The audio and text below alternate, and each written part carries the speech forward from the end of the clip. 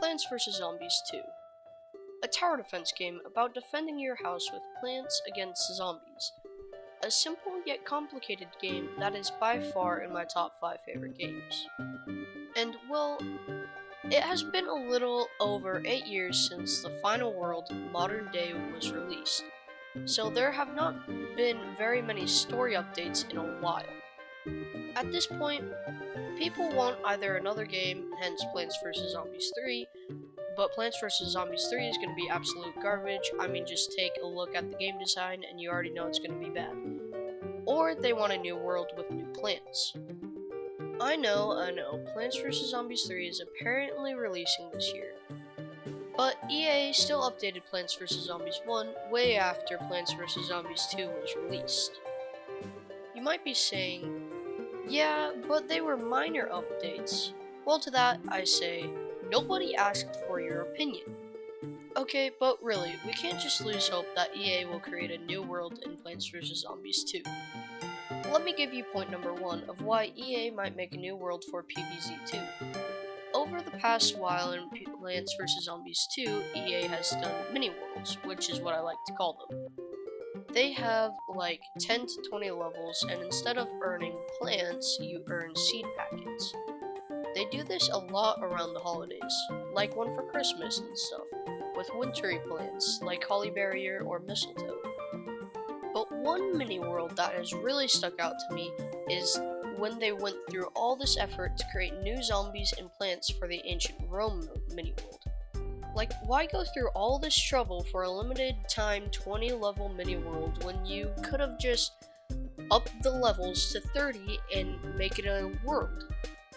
I think they made that mini world to see how the community reacts.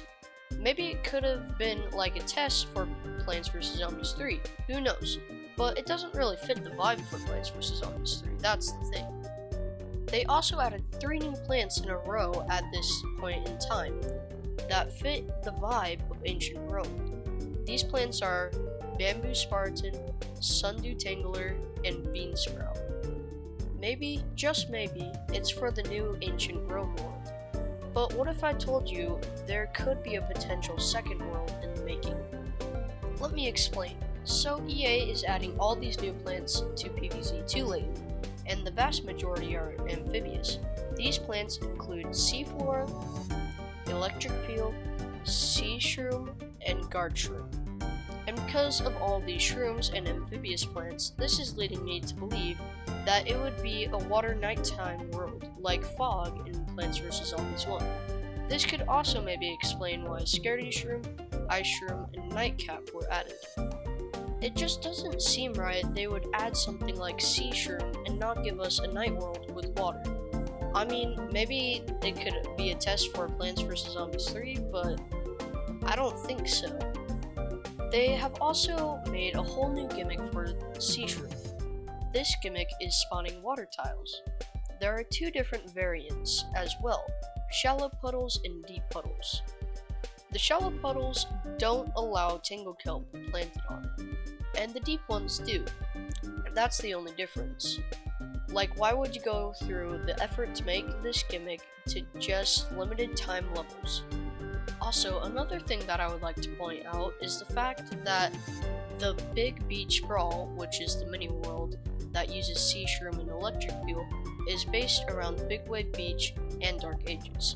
The 2 worlds that would need to be combined to make this dream of having this amazing new world that I am sure a lot of us would love happen. They are also adding a new plant apparently.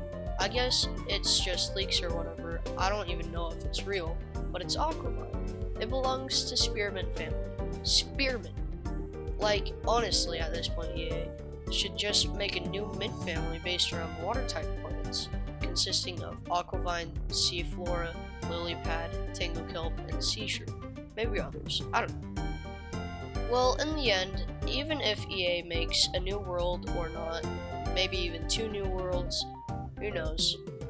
Knowing EA though, you'll probably have to buy an expansion pack for $999.99 in order to access these new worlds.